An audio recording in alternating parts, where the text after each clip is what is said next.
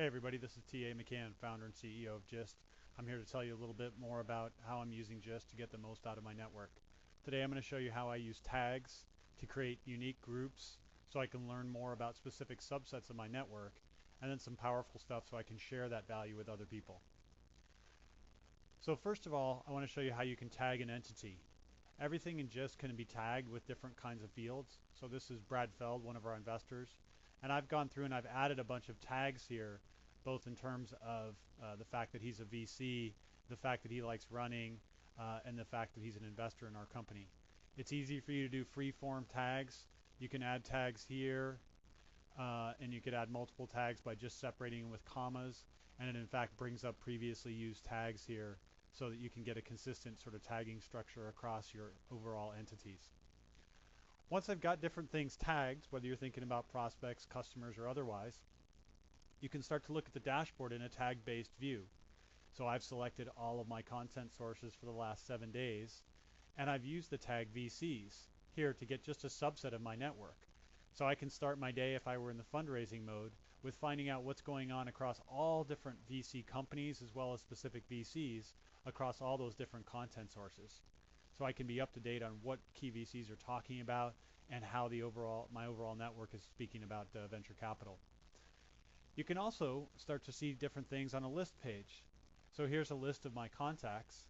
I'm going to go in and I can select the tag VC, and from there I'm just going to get a subset of all of my network and the VCs that I interact with. From here, they're already being put in importance-based order as this refreshes.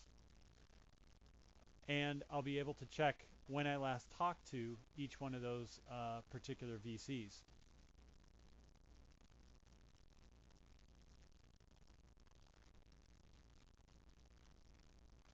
And from that point in time, I could use Gist to make sure that I'm up to date with each one of the VCs that I'm interacting with.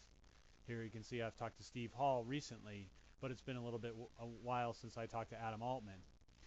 So from there, a friend of mine and I were having coffee this weekend, and as I said, he was interested in what's going on with VCs, as well as potentially contacting some of them. So with one click, I was able to select all 40 of the VCs in my network, and I could export those to him, at which point he could pull them into any contact manager that he wanted.